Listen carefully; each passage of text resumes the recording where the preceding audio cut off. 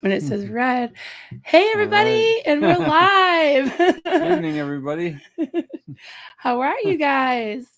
So, you know me, you're sick of me. So, Duncan decided he would Yeah, kind of try his hand at this. yeah, we're gonna do an experiment. This is the first time I've been in front of the camera, so I'm on the hot seat. Like ever, right? Yeah. This is a new Yeah, experience, so yeah. I'm maybe having a we'll hard give it time a shot seeing. here. So, how is everybody doing tonight? Lone dinosaur. Okay, I gotta try to. Yeah, we already got 1.75 viewers. Actually, we got We more got than 9 that. people. Yeah, no, we're doing pretty good. Oh, uh oh. My phone. Hmm. We'll let people come in. Rose K. All right. So, welcome everybody. We're winging this. We're getting kind of cozy here. We're trying to share a mic and a camera, but I think it might work actually. Other than the glare on my glasses, I think it's pretty good. So thanks for tuning in. We'll try to keep you entertained for a little bit here Hi. while we work out the bugs. Yeah, we're just having a hard time seeing here. Yeah, so this is Duncan. And we're always talking about him. I gotta move this a little closer so I can Sure. read a little Yeah. better. Yeah. So we got Clearwater Chat. Hey buddy. Maybe you can jump in with us later if you want. And then hello from Florida's East Coast or Florida's first coast. What does that mean? First ghost. I don't Yeah, know. That one came before others, but maybe we do it's not know. first You coast, must explain. the best coast. Yeah. Hey Jeff. Yeah. So just to make conversation, I'll babble a little bit. All right, babble away. So I Here, don't like. get to the microphone. Okay. So I don't like dead air time, but I was going to say, yeah, the last few days I've done a lot of running around. I don't know if any of you have bought a car recently, but it's quite the ordeal. Our daughter had a little mishap where somebody destroyed her car, and we had to get a replacement for it. And we spent the better part of a day driving around and looking at the car. Well, it turned out one particular car we homed in on, and spent a day haggling and working out the details and financing, and then sitting down with these people at the dealership. And I do some real estate this way, kind of small time, but it's my part-time job. And I thought real estate closings could get complicated, but we sat down and signed more paperwork for these people after trying to haggle with them. We didn't get too much mileage out of them, but we did work it out. My daughter got a nice little Jeep. It's a Cherokee, right? It's actually a really nice little Really vehicle. nice. Yeah. And by the time we were done signing things, I began to wonder if I was getting sucked into something, because you have all this paperwork to sign. We sign all the paperwork, and then they slide out this black box. And now we're supposed to digitally sign a bunch of stuff. So you're just looking at a black box with a blank little space you're supposed to sign. And so, okay, sign this screen, sign this screen. And I'm like, I hope there's not a spaceship parked out back of the building, because we don't know what we're signing. So it took quite a while. We got that finally done and the paperwork done. And then today we had to drive back up there, turn in the rental car that she had, and then actually hand them the money and get the keys and drive away. And that took a couple hours all by itself. So now we have the car, but it's quite an ordeal. Yeah. So that was his day. How was everybody's day? Everybody, oh, Denver Steve. Hi. Hey there. Yeah, so Yeah, I hope I didn't sign into Scientology either. I see. I know, right? I know. I didn't know. Yeah, later I got home. It didn't really strike me until I got home, and then I'm like, what were we signing exactly? I wasn't reading anything. It was digital. That could have been connected to any computer anywhere, and I could have been signing away my life for anything. I could have just signed a billion-year contract. I really hope I didn't. Yeah. But yeah, that was interesting. Can everyone hear us okay? Can you hear Duncan okay? Yeah, we need feedback. We don't really know. We don't have monitors here or anything. Make sure we don't have feedback. Yeah. Put one in the chat if you can hear Duncan okay. We just hear wanna you. make Okay, sure. well, Okay, good. good. Okay, we're All getting right. some feedback. That's good. Good. Let us know if Yay. you want to hear us. I know, right? That's the other thing. They don't want to. They'll yeah. just click You off. can always click the off button. I don't know if we're the only show in town in SPTV land at the moment, but it was very last minute. But we've been talking about Duncan's got a lot to say. He's the Claire of this relationship. I'm kind of the goofy Mark, and he's gonna probably steal my channel. That's all there is to it. No. If I have to, I'll put another one. If I get to that point, we'll see. Chad already said he'll help you make your own channel. He's like, is he gonna make his own channel? Well, I did. Yeah. I went as far as ordering a little gizmo. Aaron says he just uses his phone, so I ordered this arm that I think I can connect to the ceiling or something. It'll come down and just hold my phone. It wasn't expensive. I'm not investing too much yet. I'm kind of a private person, but I sort of see this could go somewhere. Marilyn's pulling it off quite well, and I'm getting pulled in. I mean, typically I'm a kind of guy that likes to plan things out ahead and have it all figured out what I'm going to say and be ready. And yet I see this isn't really that kind of a format. So winging it seems to be a good skill to have. So I'm going to try to develop the wing it skill. I just need the gear to pull it off. But this is kind of interesting. Yeah. So you guys have all heard my story. And Duncan is a big part of my story. But honey, if you want to kind of introduce, who you are and where you came from, and Yeah, I actually was planning if I did a first little, recorded type of broadcast to do a little intro type of thing that I was going to title Where I'm Coming From. Because I realized we're all coming from somewhere. We all have some kind of a background. Mine a little different than Marilyn's. We just happen to merge at this particular cult situation. So I'll try to keep this brief. I have a tendency sometimes to possibly ramble on about things for a while. And, oh no! He's a very quiet. I really can't help it. He's a quiet person, but when he gets comfortable and he gets talking, look out. But it's good. So, when he speaks, people listen. When I speak, it's just like, oh, that's Marilyn. No, I don't know, but I know you'll cut me off if I get carried away. So go ahead, tell your story, honey. But anyway, this is for I'll try to keep this interesting and fairly succinct. But anyway, he has big words. He uses big words. I'm a word guy. I usually express myself by writing things if I can, but I can't do that now. So be it. But anyway, so I kind of grew up on a church pew in a Methodist church, conservative, basic, middle class family, and the usual, not an extreme church, Methodist church, very ritualized and routine. Not too uncomfortable, although I do remember when I was a little kid, we went to a big, pretty ornate, large church with a huge sanctuary. Everything was very dark wood. We had a guy named Mr. Black. We do remember certain things about it that would walk up down the aisles, a big, tall guy in a black suit named Mr. Black. He was very intimidating. So, yeah, when you're sitting in that church pew, you really didn't dare look to the right or left. Although I had an older brother, and this is part of my story leading in. He had some mental problems, and it was difficult growing up under him because he didn't socialize normally, and he tended to be the kid to get picked on, and it kind of gave my brother, I have actually a younger brother and the older brother that I'm talking about, and as we were growing up, he didn't really know how to lead, he didn't know how to socially function well, and he was the one that would get picked on. So to him, the world was kind of a hostile place. But on the other hand, I think nowadays you'd probably say he was on some kind of spectrum. He was a brilliant guy, but he didn't relate well to other kids because by the time he was like a young teenager, he could take a piece of paper, 3 by 3 feet, and sit down and take a pencil and literally draw you a map of the entire city we grew up in and every house and who lived in that house going back 3 or 4 generations. He'd tell you stories about the families that lived there. So he was brilliant. He has a memory that's unbelievable. He got the memory that I didn't get. So I struggled to remember almost anything. I can't remember what I had for breakfast. This guy could tell you what he had for breakfast in December 13th, 1972, and exactly what he ate. And I don't. It's so true. So anyhow, he's like Rain Man. Not to mention a Tom Cruise movie, but yeah.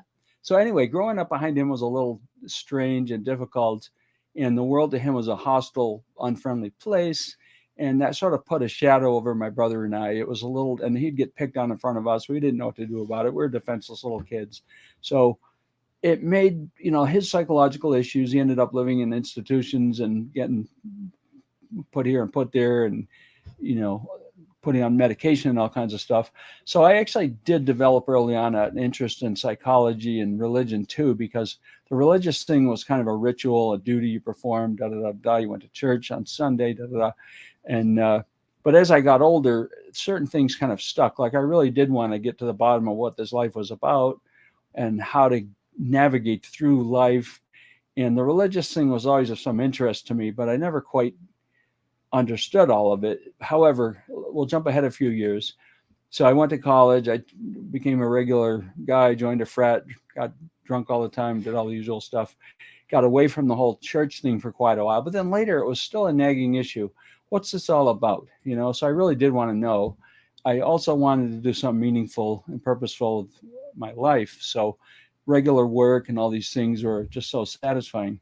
But so further down the line, I ended up going through a really rough crisis period, which I'd almost forgotten about. I wasn't going to mention this, but I went through a really dark time where I became really depressed, drank a lot, got involved in things that weren't cool, had relationships that didn't work out. And then I did hit a rock bottom at one point and ended up deciding to go back to a church just to see whether I could get something out of it. And oddly enough, I did. And I think I was so ready and so in need of a sense of a new start and forgiveness and a fresh start that I went in there, and I really was overwhelmed. I think that, I grew up as a Christian, so there's a lot of unknowns out here, but I did have a transformative experience, let's call it, where I felt like I was released from all of that, and I felt absolved of the past and a lot of mistakes I'd made and everything.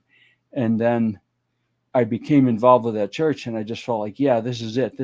But I realized something too, and I'm just going to go a little further with this, is I think almost any church or even cults, half of the reason that the whole love bombing thing is generated is you have a big group of people that actually want to do some good with their lives. They want to help people. A lot of them need help on different areas. You have problems. You realize you've screwed up your life. I was definitely in that place. I did rock bottom. My relationships had crashed and burned. I had crashed and burned. I didn't know where I was going or what I was doing. So to go into a place where people actually cared was terribly comforting. So even if I think even in a cult where the leader may be way off track or a wacko, if you accumulate 50 or 100 or a few hundred people that really want to get their lives together, the camaraderie that develops it's almost like the love bombing is just a byproduct of the fact that you've got all these people in one place that really do want to do good. So they're easily sucked in. Mm-hmm. Like we watched documentaries on like Keith Raniere and different stuff. And so the guy, most of these, even the cult we were involved in, you start out with this idea, well, here's somebody, like it's sales. You've got a problem, I've got a solution. You have a need, I can fill that need. So a good salesperson basically looks at you and said, hey, and my brother and I got involved in a sales kind of culty sales organization years ago. And we still laugh because they would literally advertise, hey, like Cadillacs, like money, want to be a millionaire? Hey, come on over here, join us. 10X program? Yeah, kind of like Chad's 10X program. So all somebody's got to do is ask you a yes question and then ask another and another. Once he's asked you 100 yes questions and your head's bobbing up and down, yeah, I like Cadillacs. I'd love that new Porsche 911, and I want that zoot suit, and I want that $1 million. I want that big Rolex. Oh man, yeah, I want a condo, and I want to be able to, vacation in Hawaii and this and that. This is all terrific. So it's totally easy to get sucked in by somebody that can solve your problems. And worse, yeah, you get into these situations. Well, everybody's got hurts. Everybody needs healing and recovery and love and acceptance and all kinds of groovy stuff. So all you've got to do is pose as somebody that can solve these issues, offer you what you need, save your soul, guarantee you eternal salvation. Fantastic, dude. I'm in. Where do I sign? This is terrific stuff. So anyway, I think that most cults or churches, a lot of them start out with good intentions. The leader may not even know they've got it in them to be corrupt. Power corrupts. Once somebody's got everybody bound at their feet, loving them, worshiping them practically, thinking they're terrific, they've got all kinds of power. So then they can draw people in and get them to do whatever they want over time. So, I mean, I think a lot of these people start out pretty much legit and then they go off track. What stuff's hiding in them that begins to come out when they get power and they go off. But anyway, so I'm going to pause briefly so we can acknowledge people writing in and I can take a little brain break and I'll sip on my beer. I know, see, I'm You getting have on a some beer. roll. Yeah, I'll have a beer and that'll slow me down for a minute. Yeah. So you graduated from college. You kind of fooled around for a while. You took a trip out west, I remember. Yeah. And then you worked. You ended up in the church. So the church you grew up in was Methodist, and it was kind of like just it was mainstream Methodist. Yeah, it wasn't an extreme situation. It wasn't a cult. I mean, like most mainline churches, like the other church that I ended up going to after college was a Assemblies of God church. And I got kind of drawn into Sound that. familiar, guys? And that got a little bit Pentecostal. Yeah, we had the stuff where, the itinerating preacher types that would come in there and, the healing people, the slaying the spirit people, so it got a little bit sensational, it was a little out there compared to what I grew up in. Well, that church wasn't far from your house, and that was about an hour away from me. And there were sort of like sister churches. So there was our church, and I actually grew up in Western Massachusetts, and he was in kind of more of the South County. And then there was another church not too far away in Vermont, which is where I live now, but still far away. So those three churches would kind of share like some, activities and stuff. But I never met you until you came to the church in Vermont. Yeah. So to explain that, I was going to the Assemblies Church that in the town I grew up in. I was sort of living back there at the time. And then I was going out with a girl who other people in her family were going to this church up in Vermont. So I got kind of pulled in. Oh, you got to go. This woman has Bible studies. Thinking to myself, this is an hour away to go to a church. That just seems kind of wrong, Like the church is everywhere. It doesn't need to be an hour away. But anyway, so at some point I went, I'll tag along. Well, it turned out this woman was doing Bible studies in the same town with this girl's sister and family. So then I ended up sitting in with them. And eventually it was more like, hey, and here's another trap that you can get sucked into cult-wise. Here's the sort of, it appeals to people. It's like, hey, do you want to get closer to God? Hey, that church, you're going to church Sundays and Wednesdays and Sunday nights and da-da-da. And hey, but if you want to go further with God, if you want to go all the way with God, if you really want to be a Christian, you need to go a little further. Why don't you join us? We're doing something a little, more intense. You want to be in the inner circle. You want to be the special forces, the elite. We want to offer you something a little better. Yeah, that sounds good. Yeah, I want to be in the inner circle. That sounds good to me. Let's do it. So the next thing you know, it's like, well, that kind of pulls you in a little further. You've got to put in more time and effort and money and sacrifice a little more and surrender a little more to God and all this kind of stuff.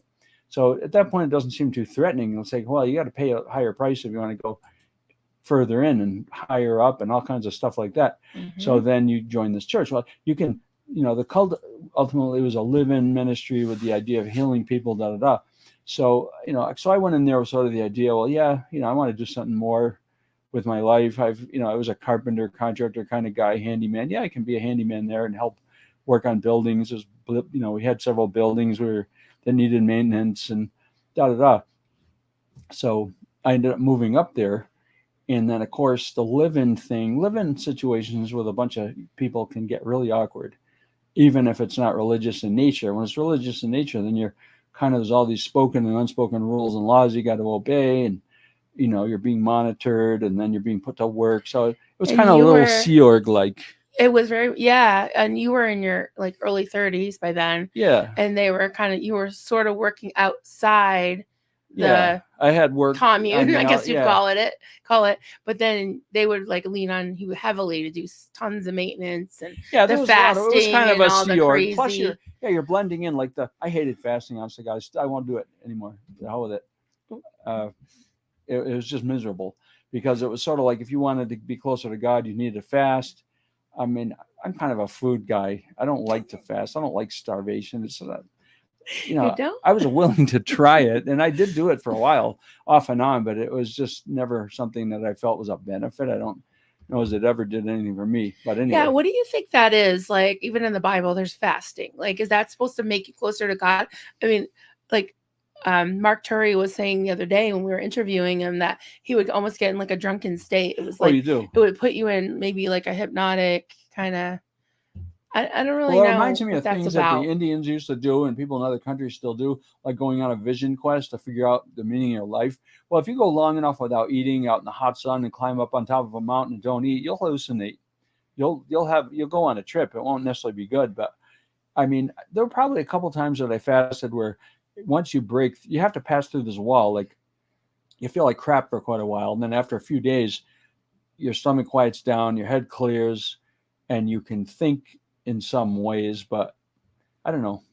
I just never really got way into it. It just, to me, it was a form of self-induced suffering. There's no guarantee it was really doing any good because I saw it, and I'll say this too with our church, the cult church, is that people would do a lot of things, including praying endlessly, that really there was no way to prove whether they did any good or not.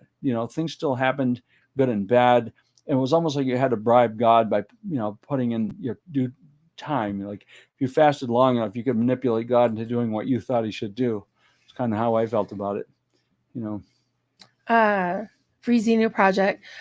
From my understanding, it's partly that, Marilyn, but also partly the sacrifice thing. Yep. Depends on your religion.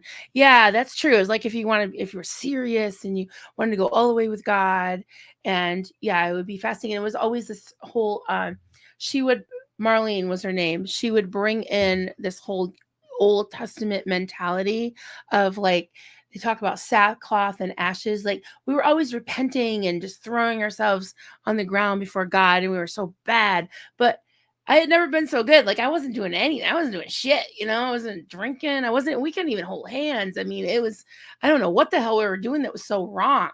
But it was always like, you got to repent. You're not right with God. And she talked like this, didn't she? Oh, yeah. Well, that was like we were doing what I refer to as Old Testament reenactment. Like we were always the Israelites wandering the wilderness in the desert for like 400 years, and we wouldn't get our hearts right. And therefore, God was continually leaving us marching in the desert for another 400 years because we just were never going to get it right. And da da da da. And then she would do the fasting and praying and go up on the mountain and go places and stay for a few days and then come back down off the mountain with a word from God. So she was the one that was connecting with God, and we were basically hopeless. So she would be speaking down to us. So it was like, our attempts to get through to God were like secondary or nowhere near as good as hers. So anything she or the elders got, like, in other words, it was like this hierarchy, like these tiers, like the higher ups would hear from God. The rest of us were peons that really didn't, which is garbage because Jesus said, don't call anyone master or teacher. You can go directly to me kind of thing, which, I mean, I have absorbed a huge amount of Christianity over the years. I've spent many, many hours reading the Bible. So I know a lot of it, and it still colors what my thinking. And I don't reject all of it because I don't think it's all wrong. I'm not a literalist person, like a fundamentalist that says, well, the Bible is the absolute inerrant word of God, and every word's got to be taken literally, and every word's true, because I know it isn't so. And a lot of allegories and stories are in there. And even Paul himself said somewhere in the Bible, it's like, well, I think I'm speaking for God, but I'm not really sure. And he's writing letters to his people in churches, never expecting them to be canonized and told that these are the absolute word of God. He was a guy saying, hey, man, this is what I think. I think I'm speaking for God. I think this is what he thinks. He didn't have the audacity, the arrogance to claim that what he said was meant to be like stamped in concrete or platinum or whatever medium you want to use. And don't you think, honey, like it got to be where it wasn't voluntary. Like we were paying in, we lived there, we were, trying, like we wanted to be, closer to God and we wanted to do good, but it was like, it wasn't optional. Like if everybody was fasting or if everybody was doing something, it was like, you just didn't have a choice. I mean, if you didn't do it, you'd be basically shunned. You know what I mean? Yeah. Like, well, you're not really committed, are you? Like, tell them your experience of what we called going before the board. Oh, yeah. I'm going to take a quick pause. I saw some things go by, and I don't want to ignore the people in the chat. So I have started question. Yep. Okay. Like I saw Jeff somewhere made a comment about being in a Methodist church and such, and I was going to answer that. Now I don't see what he said, but it kind of clicked with me. This one? Yeah. Can you read it? Yeah, You want to read it? so Jeff says, I also grew up in a Methodist church, and I loved it because it was not a high pressure environment. All the people were supportive of each other's successes. Okay, so I agree with you. The Methodist thing was not extreme, and it was supportive. Like that Methodist church wasn't a cult. Like we talk about destructive cults, where usually they come down to one leader that becomes corrupt or is corrupt. Cults to me almost always boil down to one guy. They can be more than one, but usually it's, I mean, there's some cults like the JWs or the, what do they call them? The something DLS. Mormons. Yeah, the Mormons. Yeah, LDS. Some of these things are like groups, and there's some family cult type thing that, and these are all like Utah polygamous.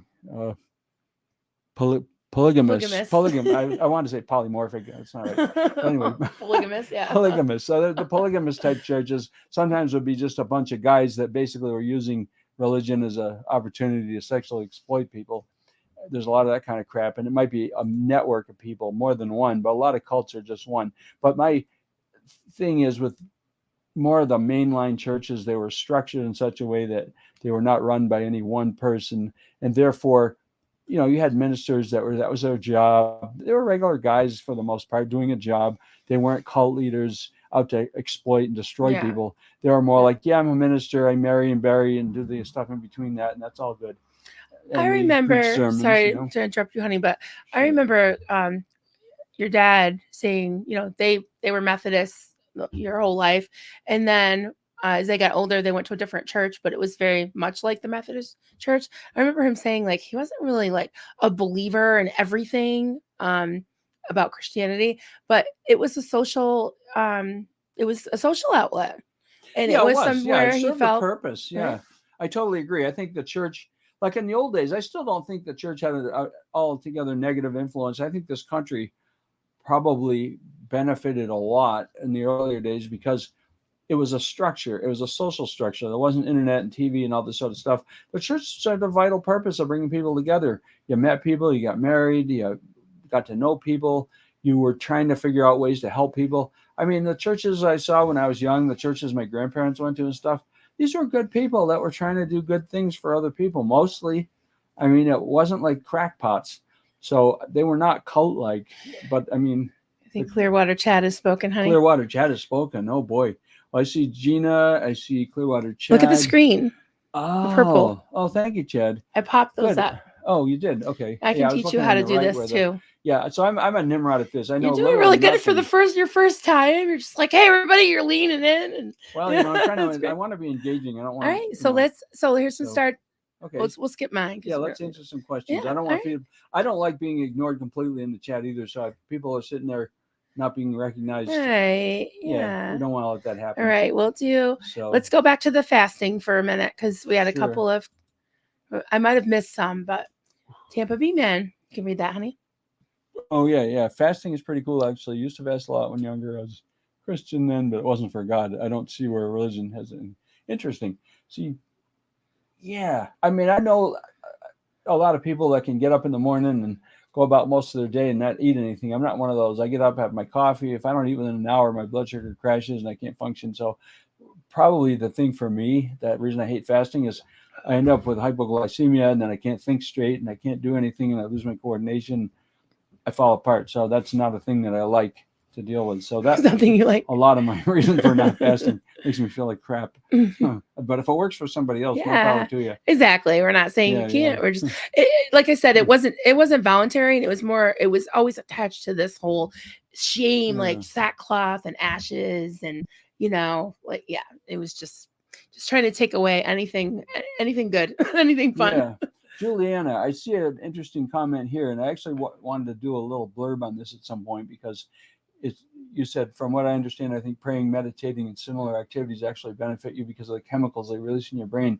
Well, you know what's interesting? I was studying the effect of brain chemicals and like dopamine and endorphins and all that stuff, and thinking to myself, this is an interesting study because a lot of what goes on in other areas, not just religious activities, a lot of people like things like Facebook and most video games and everything actually just use your own body chemistry against you to give you little dopamine shots to keep rewarding you for playing various games and getting little wins on things or getting clicks on, likes on Facebook.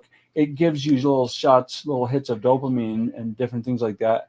And I realize like there's natural and unnatural ways of using your body chemistry. Like I'm an outdoors guy. I love hiking. I love doing things that are extreme physically because I get the endorphin rush. To me, it's a good drug because it's not harmful to your body, but a lot of people use actual drugs to get those same results. But that's a destructive activity. So I think religion, meditating, like even religious experiences, they can make you feel great. If you feel hopeful, if you feel forgiven, it's a terrific feeling. Like say you're carrying this load of guilt, you feel like you're a piece of crap, you're not going to make it, you're not going to be forgiven, you're in danger of eternal damnation, and then somebody releases you from that feels pretty good. Well, you're getting a huge shot of dopamine and endorphins and adrenaline, all kinds of good stuff. So anyway, someday I'm going to do a little blurb on that body chemistry thing because I think it's really interesting. Well, there you go. You should have Vanessa on because she knows Vanessa from Degraded Daughters of Dianetics. She knows a lot about that stuff. Meanwhile, I'm using this body chemical. Body chemical. Okay. Body chemical. So, cheers. It's a hot night. Cheers to the body chemicals. Yeah. So it's a hot night, and we're sitting here in Vermont and sweating, and this tastes extra good when it's hot. There was tons of flooding. Oh yeah. I was going to mention that. Yeah, like our capital is underwater, literally. I saw Montpelier. 5:00 news. Montpelier. We had Hurricane Irene in 2011, and it inundated a town about 5-10 minutes from here, and apparently inundated parts of northern Vermont. And over the last few days, we had such extreme rain that our capital is underwater, and it's worse than Hurricane Irene to them. And I heard a news commentator saying that was a 5,000-year flood. Well, you know what? We've had 2 5,000-year floods in 12 years. I think something might be wrong. Yeah, that was crazy. Yeah. All right, let's not get political now. I'll stay off that. That's no political. Well, that's science the way I say Okay, I know. But anyway, yeah. You're right. Yeah. A little glimpse into some of the conversations we have. Oh, I totally agree with them. It's a little scary. Honestly, it is. Yeah. Right, can I give you another question or another comment? Sure. I studied theology as a second major. I had the blessing of being able to make my own choices. My family was so atheist or agnostic, not sure which. So they're like just saying, atheist means you don't believe in God. Theist, agnostic, Gnostic means knowing. So to not know, like I'm in a camp of, I believe that a lot of Christianity is good or correct, but I'm not. There's a lot of things about, you take anything to an extreme and you go off the rails, because I think there's a lot of good in a lot of things, but if you take it to an extreme and push it too far, then it's not good anymore, because you're getting like fundamentalism takes things and pushes them beyond what they were ever intended to be pushed to, Yeah, that's so true. All right, let's do another one. Jeff again. Oh, I agree. Well, it's to Renee B, but it was interesting. I agree. It really takes away from what I personally feel the message the flock should be. I don't feel personally supported by mega churches. Yeah. No, they're not personal. Yeah. I think when things, they even say in businesses, I've heard this and read this, I forget the magic number. It might be like 200. Like you can have a certain number of people in an organization, and then beyond that certain point, it becomes impersonal and impossible to stay close enough to the individuals where you feel like it's personal anymore. So yeah, to me, the mega churches are kind of exploiting people in a lot of cases. Not all, maybe, but you scale something up too much and you lose the whole personal aspect to it. That's one thing. If you reverse that sort of can make cults appealing, because they're usually smaller when they start. So you feel like you're getting more personal attention, which can be a good or a bad thing. A bad thing if you're being groomed on a intense one-on-one basis, that can be really bad. Yeah. So what do you think is the difference between your mainstream Christianity? Because my church growing up young, it was kind of like it was culty, I think, because just all the fear of, like, were you afraid of the rapture? You never really talked about that. Did your parents, tell you were going to hell and all that? Oh yeah, I was exposed to that, not in a totally scary way. I mean, it was sort of explained like, yeah, the people, the believers will get swept up, and then the rest will go to hell, or some that remain will have to go through a lot of terrible stuff in order to be saved or whatever. I don't know. I don't, it seemed kind of far fetched to me. I didn't totally buy in. I never really thought about it that much. I Yeah, was I more did. concerned about, in the end, like my basic thought was, if you believe in God and God has forgiven you and He's reasonably satisfied, then you're going to go to heaven.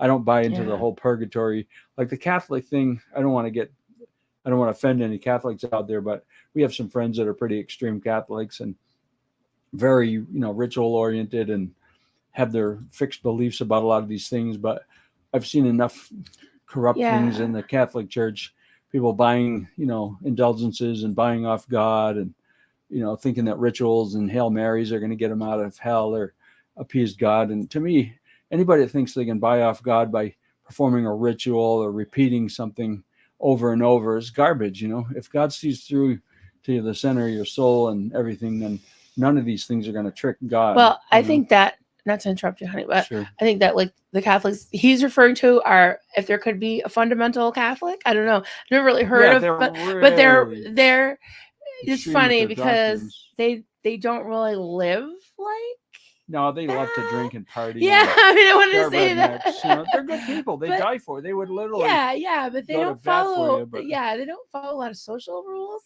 But they just go and they do their thing, and then they just they're like evangelists sort of too, because they like basically tell you, that's the one true church. It was the first church. So like mainstream Catholic, we're not knocking any mainstream religions. I'm just saying that because I don't want anybody to say that we were bashing Catholics, because we totally are not. It's just I was thinking, like we were talking about the bite model, like if things are starting to make you, get you feel controlled in your behavior, your information is being controlled, your thoughts are being controlled, your emotions are being controlled. Like I had a lot of Catholic friends growing up, and I would never know they were Catholic. They would go to church on, yeah, yeah.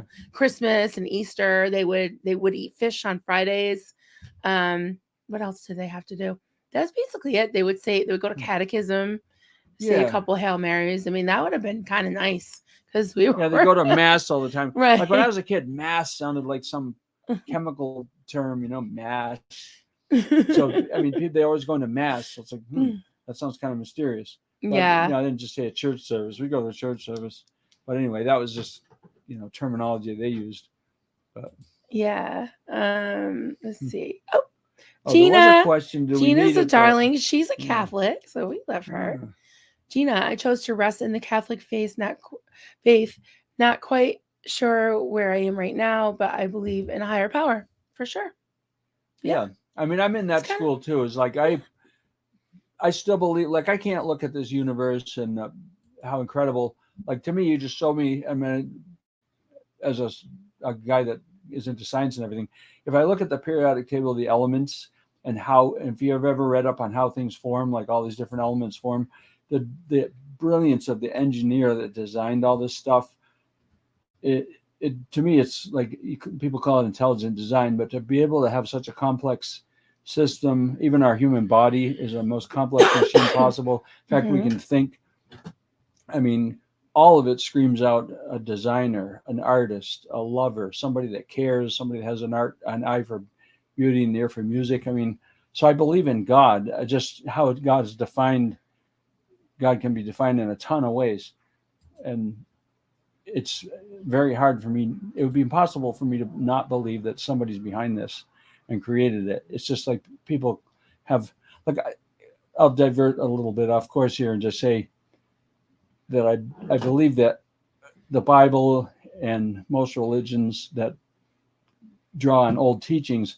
I mean, somebody back in time found all these old scrolls in caves or wherever they came from, and people would gather together all these ancient writings from thousands of years ago to try to figure out what the meaning of life was. So they accumulated all this knowledge, all the stories and the writings and what have you, and attempted to accumulate them into some single book, which is a brilliant undertaking. I mean, it's a huge undertaking to gather all this stuff together. And then you get these old wise guys sitting around with all these scrolls figuring out, well, what's true? What do we keep? Wise guys. Yeah. But I think it's a terrific thing that people wanted to know well enough to have done all this organizing, and then they got together and created the Bible, and created an Old Testament, created a New Testament. And I think these are guys genuinely wanting to know what was true. And there's been wise people on the earth since. So they weren't the only wise people that ever lived. They had their take on what they had experienced and what they saw. And, the whole Bible story is based, some of this stuff's historical, like based on what people actually saw.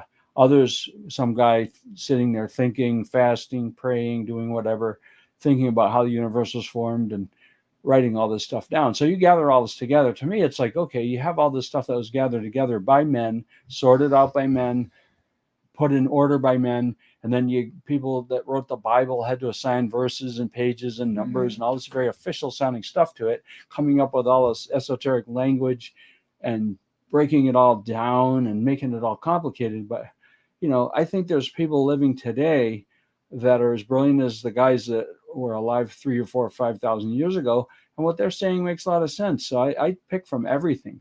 Like I grew up, on the Bible. There's people that believe, oh, you don't need anything but the Bible. You just need to read the. Well, wait a minute. Has nobody been born since that knows anything? No, there's brilliant people out there right now. That's a good point. I never thought of it that way. Yeah, that's the way I see it. There's brilliant people walking the earth now that know a lot, and then we have more to work with than they did then by far. So, I think people that are really trying to figure out life, nobody's going to understand all of it, and until we die, we're not going to know. And afterward, if we're still around, we'll know more than we do now. So, but I think the main thing is to keep positive and try to help people. And it's obvious in a lot of ways what's right and wrong in this world, whether you're helping or hurting people. Right. If your life is about helping people, I think you got a pretty good future. I believe in karma. I don't even know what language that word came from, but karma is just simply sort of a form of the golden rule or whatever. Like what you do to others will come back to you. What you reap, you sow. Could be Hindu. What's that religion? Or what's that Hindi? What's Amy Carmichael? What language did they speak in India? There's a few different languages, I think.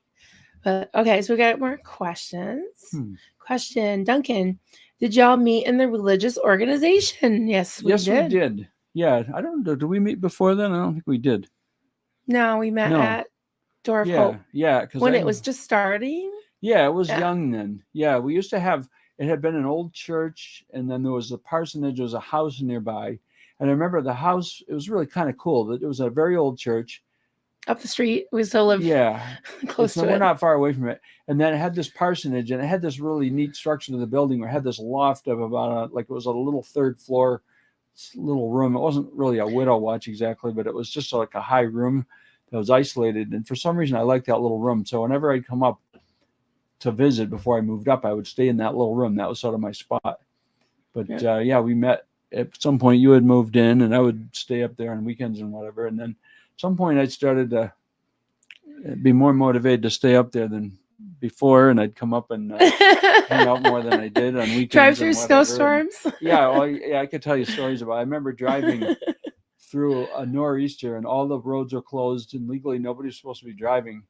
And I was living in Sand Lake, New York. I was living about an hour away, and I remember cobbling up my exhaust system with a coat hanger, and the storm was just starting. This first little fine flakes of snow were starting to fall, and I got that car down off the jacks, and I drove through the storm. And about halfway along, I realized the roads were almost impassable. I was following a price chopper truck that was barreling up the road, even though the roads were legally closed. I followed that truck all the way up there.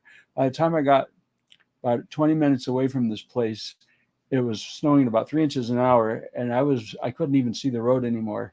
And at one point, the truck turned off in some other area, and I'm going up the road that led to this church, and I went up over a mountain. And all I remember at one point is I had the pedal to the metal, and I couldn't really see what I was doing or where I was going. The motor was screaming. I was doing about 30 miles an hour. And all I did is if I saw the guardrail on the right and I was about to hit it, I steered to the left a little bit. And when I was about to hit that guardrail, I steered back to the right.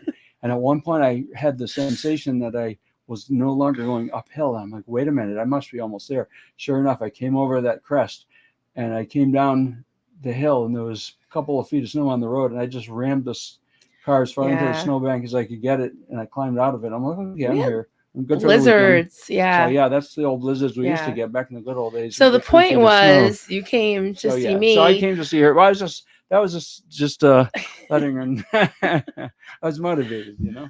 It happens. Yeah, but this was like 5 years before we got married. I was so pretty young. I mean, we're 11 and something years apart, and I was in my early 20s. He was in his early 30s, and when we pretty much had to like be, you know, celibate, be completely, you know, married to God, be totally focused on God, and then basically the elders would let you know. Yeah, they were supposed to discern. Like they sort of, it wasn't quite matchmaking, but it was kind of close to it. Kind Like, of. you know, I mean, yeah, you want people's opinion somewhat, but you know, ultimately that wasn't the No, it was the control. major factor. It was a form of control. Mm-hmm. So they were trying to determine whether or not things were going to work with you. Yeah. But you know, we actually pretty much submitted to the program. You know, we believed in, trying to do what was right and make things, you know, Yeah, it was want a things to long work out. haul. So yeah, it was interesting. Then I had to kind of wait for a while, everything to settle out, and in the end, you know, things came together, and everybody jumped in to help us with the wedding and provide the music and do all this. It was actually pretty cool. It was one of those things that did work out. Yeah, we are. I'm trying to think, like, we're one of the only marriages that have survived out of several that came out of our church. So, and you know, it hasn't been easy, but we are close, and it was good to have each other. There's another question that kind of. Do you remember? Okay, Freezy New Project. Duncan, do you remember at what point you realized you were in a cult? Yeah. Do you remember at what point you realized you were in a cult? For people who are listening, like maybe somebody's doing dishes or something. I get. Yeah, well, I'm trying to think exactly. I know we started to get it to a place probably, I don't know, a year or two before we left, where you know, you start feeling trapped. Like I remember there was a point where, like, we were in this old building. It was actually built in 1783. It was an old inn. At one time, it had been a stagecoach inn, and it was actually on the Underground Railroad. So it had a great history. It was over 200 years old. It had a slave cellar down below in the basement. There was a secret passageway and it was a stone foundation. It had a secret passageway into a stone cellar where they hid slaves. So it had a very cool history. And it had a room that we used to call a coach room, where the stagecoaches would actually stop on the way. And it's Route 100 that goes through Vermont. It had been basically Underground Railway. So it had a neat history. I don't know what that had to do with answering the question, but it was an interesting aside. Just I leave the question up there, and you keep referring to it, honey. Oh yeah, but I don't know. You said a year or two before. Yeah, so there was an old old building that were telling that occurred there, like the Old Testament reenactment thing didn't ring right with me. The whole idea of like, well, I'm going up on the mountain and I'm going to come back with the word from God. And these sermons, what would happen there'd be these sermons that, I mean, would go on for hours and would just leave you feeling so guilty and cold and rejected. Like you're not going to make it. I remember I fought depression then. I wasn't into depression then. When I was a teenager, I went through some bad depression, but I'd been out of it for a while. And then I'm like, you know, I just feel like I'm never going to make it. I'm never going to be able to give enough, do enough, surrender enough, and anything. It was almost like to me, I use the word self-annihilation. It's the best descriptor, is the idea that you have to be without basically not even have any will anymore. No desires, no this, no that, no the other. Death was all about dying to this and death to that, da, da, da, da.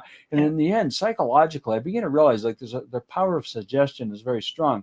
So, you know, people believe in positive suggestion, like, you know, getting up in the morning and saying these affirmations, you know, I'm healthier and stronger and getting better and going to be rich and da, da, da, repeating all this stuff yourself. And wait a minute, what if the opposite's true?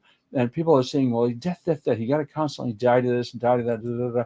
After a while, you feel like God won't be happy with you until you're dead. That's kind of depressing. I wanted to die. Yeah. After a while, you just want to check out and say, you know, I've had enough. You know, this is just not working. And I remember my escape hatch. You'd listen to these 3-hour sermons, and you'd afterward just go into your bedroom, lay down. It's like, oh my God, I want to die. That's just so depressed. I would take naps. I would just sleep. Or the opposite of that would be across from the building, across the road, were these ponds. And originally, somebody's quarrying for sand or gravel or something across the way. And at some point, they struck a spring, and it filled up these gravel quarries into beautiful ponds. And I love those ponds because I love to swim. So I would go over there, and they were big enough so you could swim in these ponds, and they linked together. There used to be a couple of them before they got the beavers filled them in. But it was crystal clear spring water. You could drink it. You could see right to the bottom. They're beautiful. So that was my escape hatch. I would go out there and go over there and just swim in the ponds. It was like so refreshing. I'm like, oh, the world is beautiful. Like to me, nature is sort of like my happy place. It's an escape hatch because God created nature. It's beautiful. It's pure. It's, it's just makes you feel good. It's something cool. So, that's always been a thing for me. So I go out in nature. You're seeing birds and swimming in clear water and looking up at the sky. Those things are good things, So that was kind of the good drug for me to get out of the depressing, condemning feeling of like God's just not happy with you. You're just never going to get right. You're not good enough. You haven't died completely. And you know what that does to you? It turns you into this passive person that's just waiting to be acted on by somebody else. And guess what that's good training for? Being a freaking cult member. Yeah. You become completely passive and zombonic and obedient. It just sets you up to be used, to be just taken control of. So these are things that led into the realization, like there's something wrong here. And then it got worse. Like there's some stuff that it would be even hard to explain even here is when this was closing in, I began to have this inner conflict. Like, well, I'm hearing all this condemning negative stuff. Meanwhile, I thought God was love. The Bible I used to read talk about God loving people and wanting to save them, and some pretty happy, positive stuff. And all we were hearing was negative, condemning, dark stuff. Like, this isn't working anymore. I'm really not happy. And, eventually we had some really strange things happen that I would actually call supernatural, where, our middle son started drawing these pictures, and they were really bizarre. And then we were asking him to explain what they meant. And as he explained, we just stared at each other and our jaws dropped, and we realized that what he was drawing, unknowing, he didn't even know what he was drawing. It completely symbolized what we were seeing and what we knew was going on, where people were being oppressed and basically put, he was drawing pictures of people down in holes, and he was describing 6 years old. He was 6 years old, and he was describing what was going on. What we were seeing, and we felt like it was, and then we had other confirmations, and I won't take the time to go into it now, but we started having some really bizarre supernatural experiences that made it clear something was really wrong and that we were in the right. So there was a time that we actually went before the board of the church and with a list of complaints, and we said, hey, we feel like some things aren't right, and we went in there, and this was really difficult, terribly difficult. Well, we were called before the board because she wanted to come down and lay hands on me, and then I just had a we panic attack and told her no. Something was wrong. We just knew at that point there was a force. There was basically an evil force at work here, and we were opposing it. We were aware of it. And then we actually sat before the board, laid out our complaints there, and we got raked over the coals. Everybody just basically stared at the floor, refused to acknowledge anything we said because they were trying to save their own tails. And then we were basically rejected and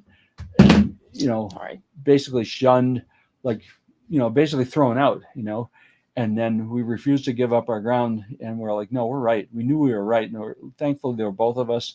We were in it together. So it wasn't like we were going through this thing alone, which would have been even harder because there's things people talk about, like when you go out of a cult, that was terrible. It took 10 years before I think we even felt like we were stabilized because that was the beginning. At first, we were in shock. It was like literally being in shock. Like if somebody died close to you or something like that, the equity loss, like we talk about equity rescue, like people will just stay in bad things because they don't want to lose what they've invested. We were 17 years into this thing, and all our social life had, we were more or less, in a large way, cut off from family and friends and prior acquaintances. We didn't know anyone in town. It was basically the cult was our big family. And when we walked out of there, we lost all of them, all the time we ever put in, all the relationships we had with these people. It was like a huge funeral. It was a death. And it was really, really rough emotionally. We just like, holy crap, what just happened? We just lost all our friends. They just turned on us and rejected and abandoned us. So we ended up out on our own. And then we took a long time before we dared even try to reach out to anybody or reconnect with anybody. And I mean, it was really terrible. And then that's what stirred our interest over, years and years later. We started to study into this whole cult thing and begin to find out more and more, like, wait a minute, we were in a cult. Look at all the different things that went on here that are very, very the same as all these other cults. And it was basically the cult playbook had been followed. Mm-hmm. And we looked at other cults and we watched documentaries and we were, we watched the whole Waco thing happen, other things like that. We're like, oh my God, what we were in was a small scale cult. Luckily, it didn't end up it ended up some people actually going basically insane and us suffering a lot of damage. But, Yeah. we realized that, yeah, in some small scale, it followed all the different steps of a cult. And, since then, we began to realize that we want to do something to give back and say, hey, a lot of people have been drawn in and a lot of people have suffered the same stuff we have. So we want to give back. So the SBTV, this whole experience since we got involved in this has been like, oh, holy crap, we're one of a pretty large community. And Yeah. the crazy part is some of these cults are still going on today, including on a tiny scale, the one we were in, although it's sort of like aging out. But I mean, Yeah. all of us have that in common. I mean, we're never in relative to Scientology, but you know what? It's just another cult, and operates by the same rules, and the same stuff. We're all in this thing together. So it doesn't matter what cult you were in, or even if you were never in a cult, if you understand or want to understand what you go through. And I feel like one of my points is simply that the best weapon against any of these things is to understand how they work, so you'll recognize them. So knowing how Yeah. cults operate kind of immunizes you, because now if somebody approaches you to suck you into something like that, wait a minute, I understand. I know what you're trying to do. Yeah. I get it. You know what I mean? I've been here. I've done, Yeah. we've been there and done that. Or we now understand how they operate and what to look for. So Absolutely. See, he's pretty cool, huh? He's the brains and the beauty. no. Yeah. So yeah, I'm smarter being around him. That's for sure. So I have a couple of comments that maybe you can comment on comments, and if anybody Sure. has any questions, let's see. You want to read that? Can you read it, honey? Yes, I I read it can. for you. Okay. Okay. Go ahead. Free Unity Project. Duncan, I like what you said about how you're a science guy, but you feel the way everything works together suggests a designer sometime. I'm an atheist myself, but I understand that. I respect it. Okay. One thing that I'm big on is freedom. Like, we all base what we believe and think on what we've been through and our experiences. So Right. I respect the fact I have neighbors that totally politically, I completely disagree, but I love them. They're good friends. They'd be right there to fight for me if they had to be. I don't agree with some of the things they believe. That's okay. They're, coming Yep. from a different place. They have a right and Yep. plenty of reason to think the way they do. So it is what it is. So, yeah, I mean, I'll hold back something. I don't want to incriminate one of my family, but we all have different opinions, and I know people that claim to be atheists. I'm like, well, I would rather have you be an honest atheist than claim to be a Christian and just accede to some Right. thing you don't actually believe in. Hey, if you're honest, honesty to me is number one. Yep. Truth and honesty. If you're honest about how you feel and you're not just pretending something, more power to you. Yep. I'd rather, you be an honest atheist than pretend to believe something you don't actually believe or understand. I think a lot of people claim, like, to me, the old, there's certain Christian thing in some churches very, very simplistic. Like, well, if you just, not to bash Bill Bright, but when I was in college, the whole college campus crusade for Christ thing was a big thing. And you go around handing out pamphlets. And I was, involved with that for a little bit when I was in school, and you're handing out pamphlets and explaining the 4 spiritual laws, and it's like, you're simplifying it down to the point where you're just saying, well, if you just read these statements and believe them, then you're saved. Oh, wow, that's great. And if you write a check for $100, it takes about as much time as right. educating yourself about Christ, and you hand me Yeah. that check, and now you're really going to go to heaven, and you'll have a nice little place to stay when you get there, maybe. But Yeah. I'm mocking a little bit, but I'm basically saying that when people oversimplify salvation to the point where all you have to do is A, B, C, and you're saved, it's like, wait a second. What I've learned is that to be saved, in any sense of the word, is a lifetime process, and it requires a lot more than just, agreeing with a few statements that somebody told you about, because we all want a quick fix Yeah. and easy solution, don't you? Yeah, You but know? like, why are we born if we got to be saved from being born? Yeah, Because that's another thing. You got to eight question. eight thousand years ago, when God made the earth, right? When God created the earth 8,000 years ago, this is what fundamentals believe. Okay, not knocking any religion. I'll say that 1,000 times. I'm just saying. This is if you take the Bible literally, right? Adam ate the apple that Eve gave him because the serpent told her, tempted her, and then sinful nature, the fall of man, the fall in the garden, and that's why babies are born bad, and that's why where's my horrible book that I keep, and that's why you gotta, beat them with spoons and train up, yeah. So that's all the crap that we unfortunately believed for a long time, and indoctrinated our children, which they're pretty much undoctrinated. They're unindoctrinated, that's for sure. But there's another comment. I didn't want to lose it because I unstarted it. Sure. So, Jeff. Oh yeah, that's one of my points when talking about religion. Is the Bible is not penned by a God, but written by men. Hence, why I read the Bible as a bunch of parables and examples to help live a better life. Well, I agree with you, because one guy didn't write the whole Bible, and people say, "Oh, well, the Holy Spirit wrote the Bible." Well, I don't know. As far as I know, all these people that had ideas wrote them down. Probably some of them knew each other. Most of them probably didn't. Oops, sorry. And so these were collections of people's thoughts and ideas, even really high and lofty and wonderful ideas. And they were gathered together. And think of how many were never found or were lost. I think there's probably more lost information than there is actual information that was ever gathered up. And it was humans that had motives to include or not include various pieces and parts of it. So, I mean, yeah, you have a collection of somewhat random pieces of understanding and information from a lot of people over quite a long span of time. So to say that was all written by one, particular God, to me is an awful stretch. Something about the Dead Sea Scrolls. Okay, a good example of Gnostic Gospels are the Dead Sea Scrolls. They were squirreled away because after the creation of the Bible, it's considered heresy to read or possess Gnostic scriptures. So I'm not a student of all that Gnostic stuff exactly. So I'm a little curious what that includes. The Dead Sea Scrolls. Yeah. I mean, the Gnostic. Yeah, we'll have to look into that. I've heard quite a bit about it, but not enough. Yeah, I'd like to know more about that, because it's interesting. Anything that conflicted with it, what had been considered once the Bible is sort of canonized and the binding was put on and nothing else could be admitted or taken out of it, anything that turned up after that, what do you do with it? Right. So you basically have to say, well, the Bible, if God wrote this and it's fixed and finished and done with, you can't add to it. Yeah. So what do you do? Yeah, Juliana says, not to mention the ones that were taken out for political purposes. Yeah.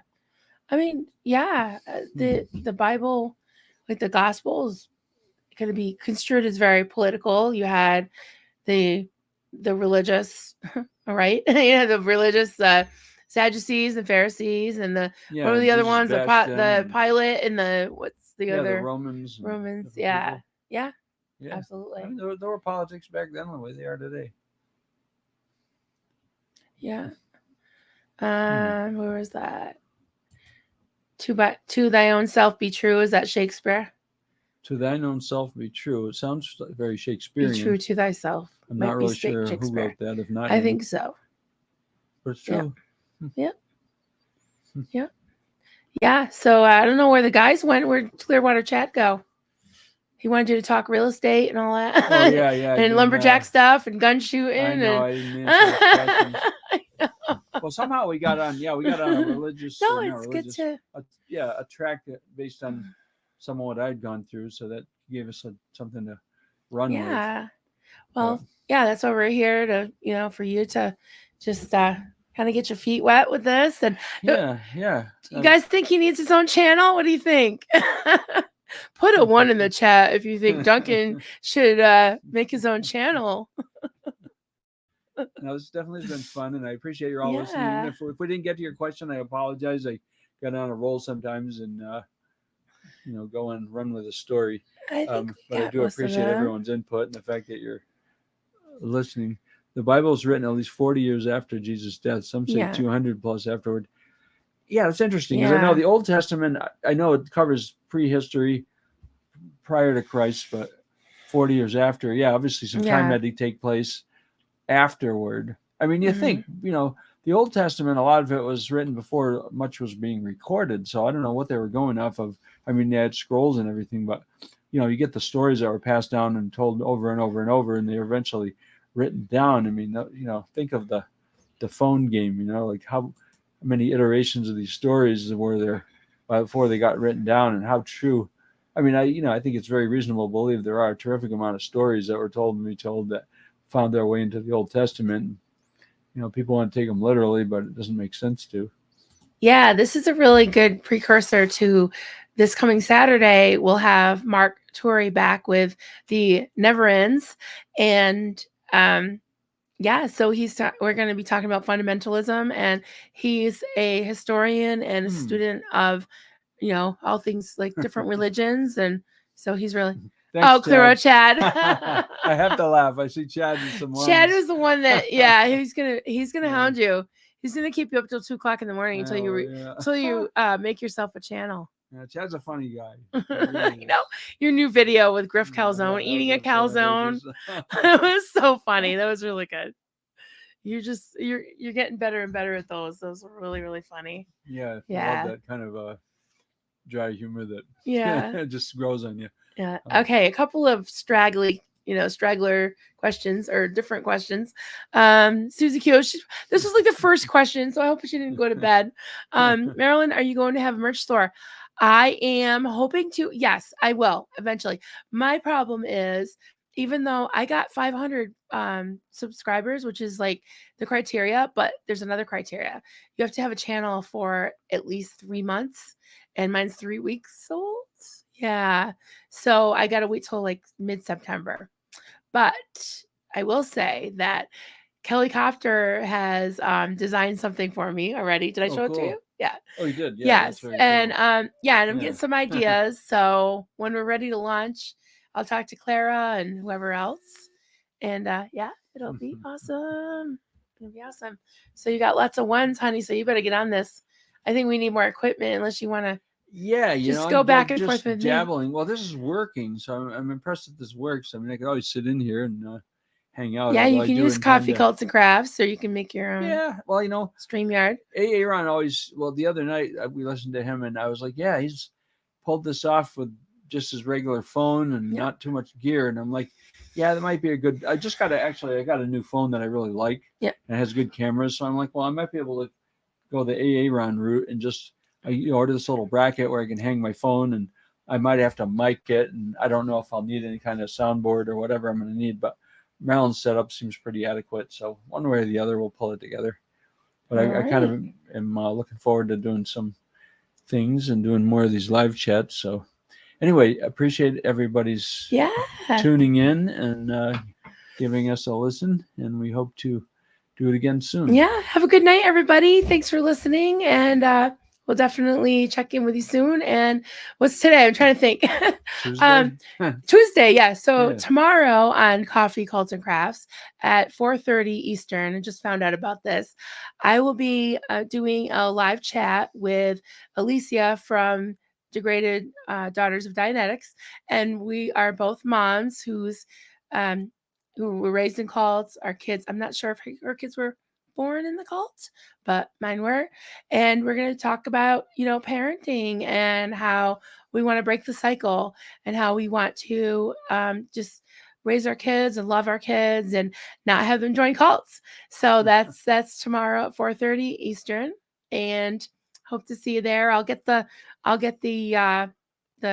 event in the thumbnail or whatever you do to make it, schedule it. And so good job, honey. Thank you. Well, thanks for all of. I'm just reading some of the chats. Thank you for so much positive feedback and encouragement. That's definitely great, and we will definitely look forward to doing more of this. We're glad to be part of the SPTV group. Thank you. So thank you, and have a good night. Night, everybody. Take care. We'll see you soon. Bye.